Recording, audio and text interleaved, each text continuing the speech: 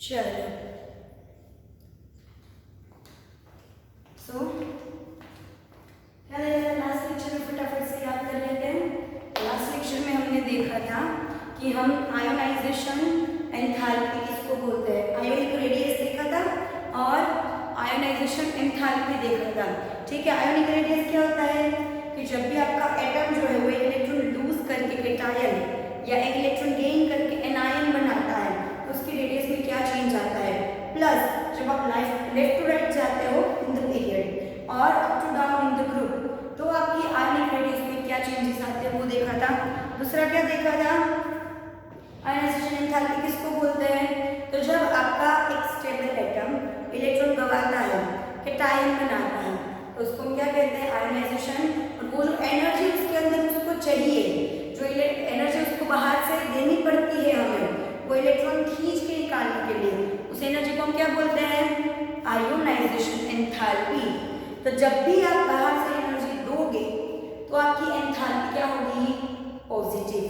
ठीक है, और जब भी कोई एनर्जी रिलीज करेगा तो मैंने बताया था कि एनर्जी क्या होती है, सॉरी एंथैल्पी कैसे होती है, नेगेटिव। ठीक है, चलो फिर ये देखा था कि आप पीरियड में जब लेफ्ट टू राइट जाते हो तब की आयोनाइजेशन एंथैल्पी जो है वो कैसे होती है, इंक्रीज, और अप टू डाउन जाते हो तो आयोनाइजेशन एंथैल्पी कैसी होती है, डिक्रीज। ठीक है, चलो अभी नेक्स्ट जो हम फिजिकल प्रॉपर्टी देखने वाले हैं वो है, अगर आपने ये देख लिया कि इलेक्ट्रॉन गंवाता है जब एटम तो क्या होता है, तब इलेक्ट्रॉन वो लेगा तब क्या होगा वो देखते हैं, यानी कि electron gain enthalpy.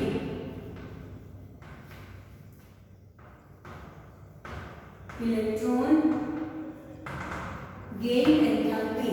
Now what is electron gain enthalpy, तो जैसे आयोनाइजेशन में इलेक्ट्रॉन निकल बाहर खींच के निकाल देते हैं, इसमें हम क्या करेंगे, जहां पर जगह दिखेगी वहां पे इलेक्ट्रॉन को अंदर डालेंगे। ठीक है, तो उसको क्या बोलते हैं, इलेक्ट्रॉन गेन एंथैल्पी। अभी इलेक्ट्रॉन गेन एंथैल्पी दोनों तरह की हो सकती है, पॉजिटिव भी और नेगेटिव।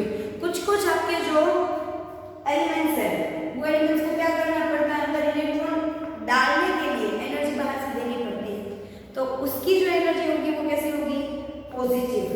जबकि कुछ आपके जो होते हैं एलिमेंट्स उसमें से आपको उसमें इलेक्ट्रॉन डाल जब जाता है तो वो क्या करता है, वो अपनी जो अपने पास जो एनर्जी पहले से है वो उसको, क्योंकि इलेक्ट्रॉन मोस्टली एंथैल्पी जो नेगेटिव होगी, क्यों, रीजन समझो। इलेक्ट्रॉन जो है वो कैसा है, फ्री होगा, जो भी इलेक्ट्रॉन उसके अंदर जाएगा वो कैसा होगा, फ्री होगा। ठीक है, तो वहां पे स्टेबल होने के लिए एक चीज याद रखो, जो स्टेबल है उसकी एनर्जी कम है। ठीक है, तो वो स्टेबल है, स्टेबल उसको होना है तो उसको क्या करना पड़ेगा, अपनी एनर्जी जो भागने की एनर्जी है उसको छोड़नी पड़ेगी पीछे। अगर मुझे यहाँ पे खड़ा रहना है तो मुझे क्या करना पड़ेगा, जो मुझ में एनर्जी है यहाँ वहाँ जाने की वो एनर्जी मुझे निकालनी पड़ेगी, तब जब मैं यहाँ पे खड़ी होंगी। यानी कि अगर इलेक्ट्रॉन को किसी जगह पे स्टेबल होना है तो अपने अंदर जो खुद की एनर्जी है उसको उसे रिलीज कर देना पड़ेगा। तो mostly electron gain enthalpy negative होगी। पॉजिटिव कब होती है पता है, जब आपका नोबल गैस, आपका सपोज मैंने ले लिया नियोन, आपके नोबल गैस की ऑर्बिटल, सपोज नियोन कहाँ तक, तो 2s तक पूरा कंप्लीट होता है। नियोन 2s2 2p2 जो है ये completely filled is 2p6, completely filled उसकी ऑर्बिट, ये शेल है, कंप्लीटली फिल्ड शेल। अभी इसमें नया इलेक्ट्रॉन अगर आपको डालना है, बाहर से कोई इलेक्ट्रॉन आपको इसमें डालना है तो वो कहाँ जाएगा, शेल नंबर 3 में, n इज इक्वल टू 3 में जाएगा। तो एक बाहर की एक बड़ी शेल, मतलब कि आपको पता है जैसे जो ऑर्बिटल की एनर्जी होती है, एनर्जी E,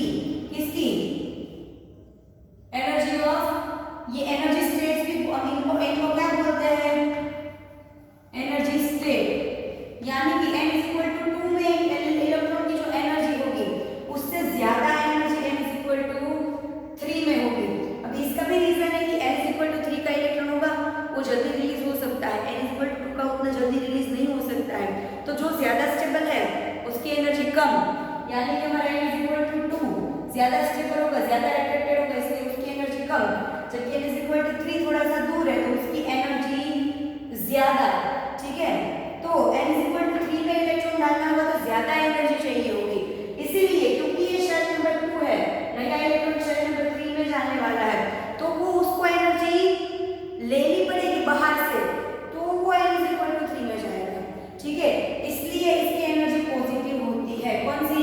एंथैल्पी। एंथैल्पी जो इलेक्ट्रॉन गेन एंथैल्पी वो पॉजिटिव होती है। लेकिन अगर ग्रुप नंबर 17 की आप बात करो, हमारे लोकल ग्रुप से एक आगे वाला ग्रुप नंबर 17 जिसमें फ्लोरीन, क्लोरीन, ये सारे ले लो, इन सब में ऑलरेडी 7 इलेक्ट्रॉन्स है, 7 इलेक्ट्रॉन्स है, बस एक ही इलेक्ट्रॉन आ रहा है, तो वो जो इलेक्ट्रॉन है उसकी अपनी एनर्जी उसको क्योंकि उसको क्या बनाना है, वो एक इलेक्ट्रॉन आके वो नोबल गैस बन जाएगा।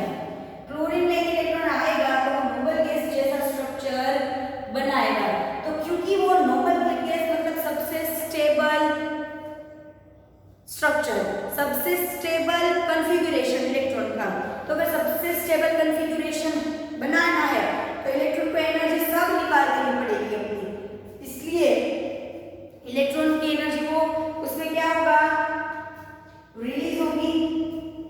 नोबल गैस में इलेक्ट्रॉन डाला था तो उसने एनर्जी गेन की थी। अभी आप जब क्लोरीन या फ्लोरीन में इलेक्ट्रॉन डाल रहे हो तो वो नोबल गैस जैसा स्ट्रक्चर बनाना चाहेगा, इसलिए उसकी एनर्जी रिलीज होगी। एनर्जी रिलीज होगी यानी एनर्जी कैसी होगी, एंथैल्पी कैसी होगी उसकी, नेगेटिव। अभी देखो एंथैल्पी में क्या है, इलेक्ट्रॉन गेन एंथैल्पी में कि जितना एक प्रॉपर हमारा ट्रेंड बन रहा था ना आयोनाइजेशन एंथैल्पी में, उतना proper trend electron gain enthalpy में नहीं बनता है, क्योंकि हर एक अलग अलग ग्रुप के अलग अलग एलिमेंट की अलग अलग प्रॉपर्टीज है जो उसको इलेक्ट्रॉन गेन करने की जो कैपेसिटी है उसमें इफेक्ट करती है।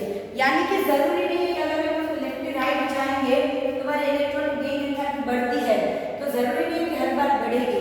कई बार ऐसा होगा कि एक जो एलिमेंट है उसके दूसरे एलिमेंट से कम होगी। सपोज अगर बात करें कि एक्चुअली ऐसा होता है कि ग्रुप में आप ऊपर से नीचे आते हो तो इलेक्ट्रॉन गेन एंथैल्पी कम होती है। इलेक्ट्रॉन गेन एंथैल्पी क्या होती है, कम होती है। कम क्यों होती है बताओ?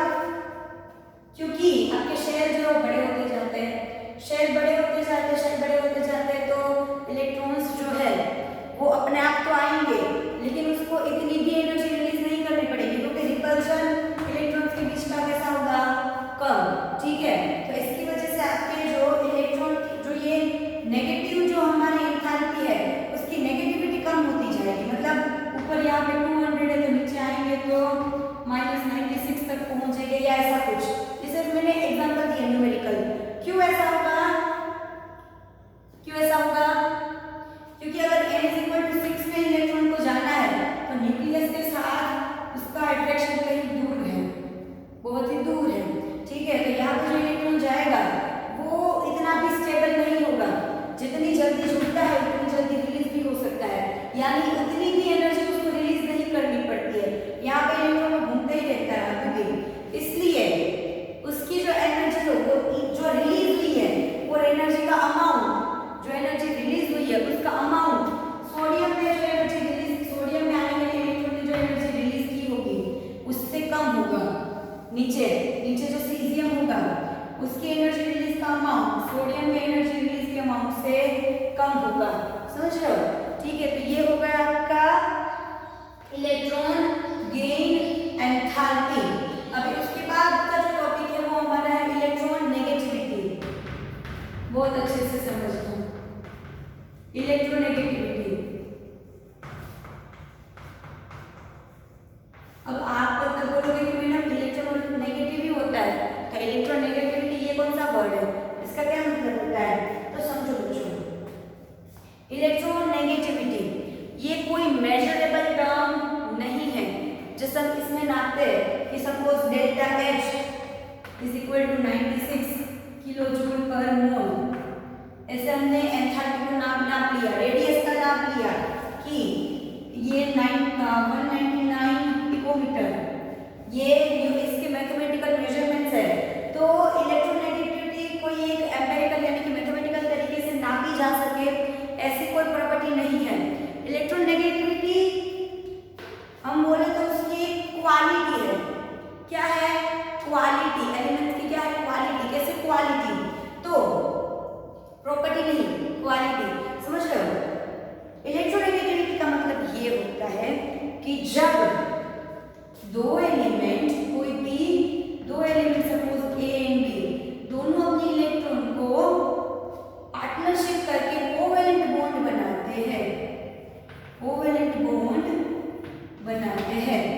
आयोनिक बॉन्ड भी बनाते हैं।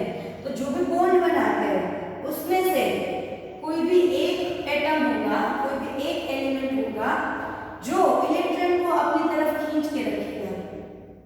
क्या करेगा? दो एलिमेंट कोवेलेंट बॉन्ड बना रहे हैं तो उसमें से कोई एक एलिमेंट जो है वो सारे इलेक्ट्रॉन को अपनी तरफ खींच के रखेगा, दोनों के इलेक्ट्रॉन को अपनी तरफ अट्रैक्टेड रखेगा। यानी इलेक्ट्रॉन का एक अट्रैक्शन इसके साथ कम है, इसके साथ ज्यादा है। तो जिसके साथ अट्रैक्शन कम है, जहां इलेक्ट्रॉन अट्रैक्टेड है, उसकी इलेक्ट्रॉन नेगेटिविटी ज्यादा है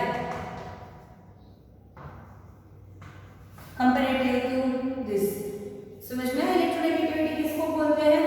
या दूसरी तरह से हम ये बोल सकते हैं कि जो मेटल्स होते हैं, मेटल्स लेस इलेक्ट्रोनेगेटिव, आइदर हम बोल सकते हैं मोर इलेक्ट्रोपॉजिटिव, ठीक है, और नॉन मेटल्स वो मोर इलेक्ट्रोनेगेटिव होते हैं,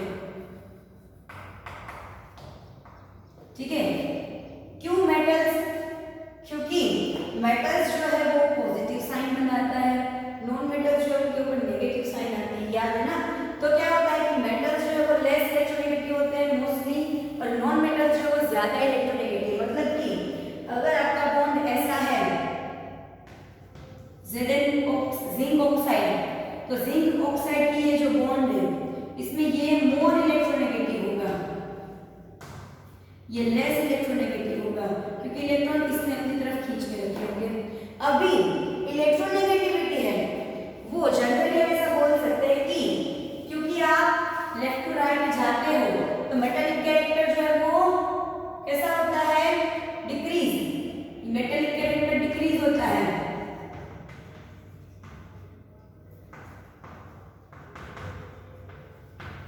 अगर मेटालिक कैरेक्टर डिक्रीज होगा तो इलेक्ट्रोनेगेटिविटी कैसा होगा? इंक्रीज। समझ रहे हो? इलेक्ट्रोनेगेटिविटी कैसा होगा? इंक्रीज। ऊपर से नीचे आते हो तो मेटल की प्रॉपर्टी बढ़ती है, ऊपर से नीचे तो मेटालिक प्रॉपर्टी बढ़ती है। तो अगर मेटालिक प्रॉपर्टी बढ़ती है तो इलेक्ट्रोनेगेटिविटी क्या होगी? डिक्रीज।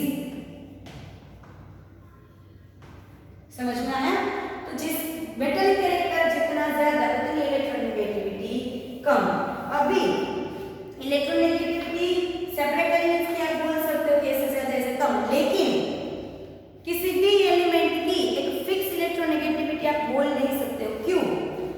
अगर मैंने अच्छा पहले तो ये बात जान लो कि फ्लोरीन 1 मार्क में आ सकता है ये क्वेश्चन कि सबसे मोस्ट इलेक्ट्रोनेगेटिव, सबसे ज्यादा इलेक्ट्रोनेगेटिविटी किसकी है? तो फ्लोरीन की सबसे ज्यादा इलेक्ट्रॉन। क्योंकि देखो यहाँ पे नोबल गैसेस आ गया, नोबल गैस को तो हमें इसमें कंसीडर करना ही नहीं है, 17 तक ही देखना है। 17 ग्रुप मतलब कि पीरियड में आप यहाँ से यहाँ जाओगे तो इलेक्ट्रोनेगेटिविटी 17 ग्रुप के एलिमेंट्स की सारे पीरियड, अगर पीरियड नंबर 1 2 3 4 5 6 7 ले लिया तो 1 में हीलियम आएगा नहीं, सेकंड से शुरू होता है। यहाँ पर क्लोरीन, ब्रोमीन, आयोडीन, ठीक है। तो यहाँ पे जो आपका होगा सोडियम, पोटेशियम, ठीक है, पोटेशियम के बाद रुबिडियम। तो ये जो आपकी इनकी इलेक्ट्रोनेगेटिविटी सबसे कम, इनकी इलेक्ट्रोनेगेटिविटी सबसे ज्यादा। अपने पीरियड की बात है, इस पीरियड में इसकी कम इसकी ज्यादा, इसकी कम इसकी ज्यादा, ठीक है। अभी क्या बताया? जब ऊपर से नीचे आते हो तो मेटालिक कैरेक्टर बढ़ता है यानी इलेक्ट्रोनेगेटिविटी कम होती है। तो इसकी इलेक्ट्रोनेगेटिविटी ब्रोमीन से कम, ब्रोमीन की क्लोरीन से कम, क्लोरीन की फ्लोरीन की से कम। तो फ्लोरीन की यहाँ भी सबसे ज्यादा है, यहाँ भी सबसे ज्यादा है। फ्लोरीन यहाँ से भी ग्रेटर है, यहाँ से भी ग्रेटर है।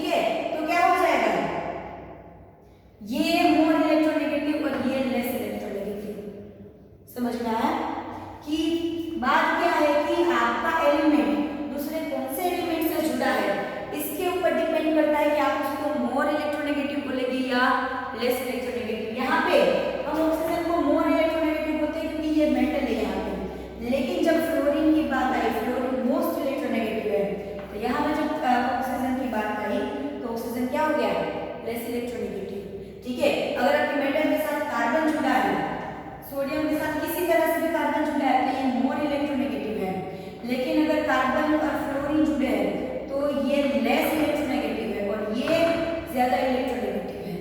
समझ में आया? ठीक है, तो ये हो गई हमारी इलेक्ट्रोनेगेटिविटी। तो ये फिजिकल प्रॉपर्टी इतनी है।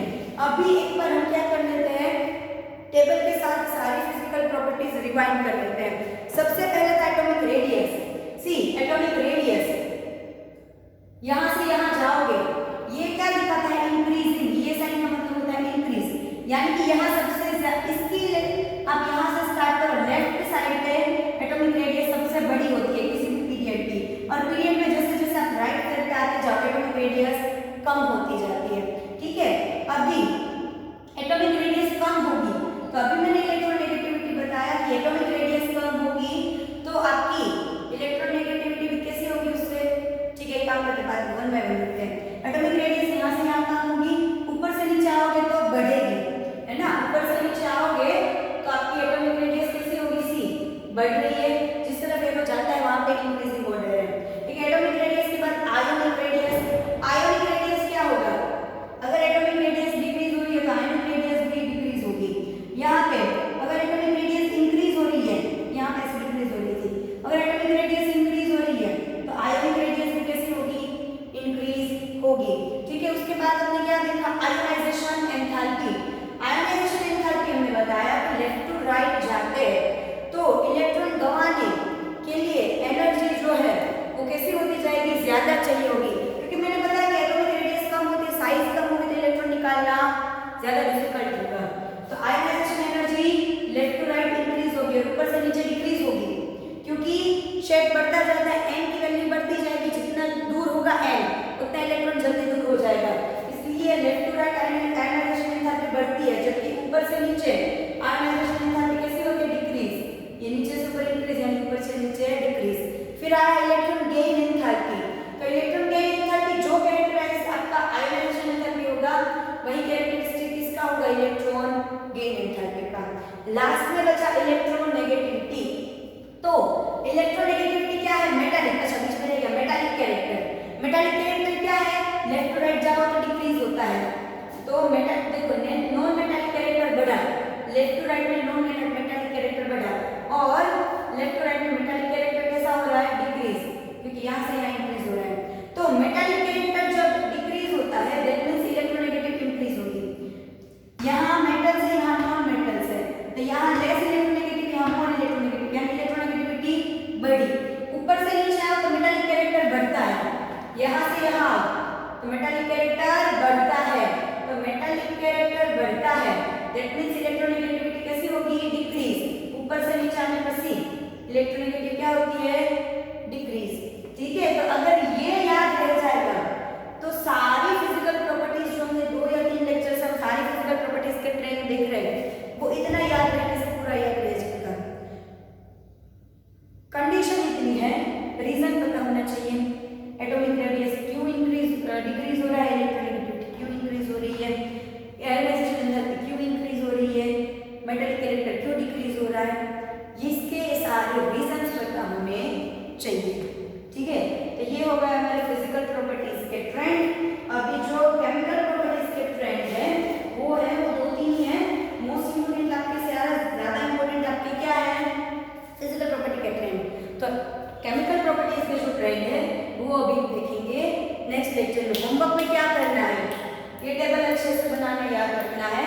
ठीक है, 5 टाइम्स इस तरह से टेबल बनाना है, प्लस जो भी आज करवाया इस लेक्चर में electronegativity and electron gain enthalpy दोनों की थियरीज 2 टाइम्स।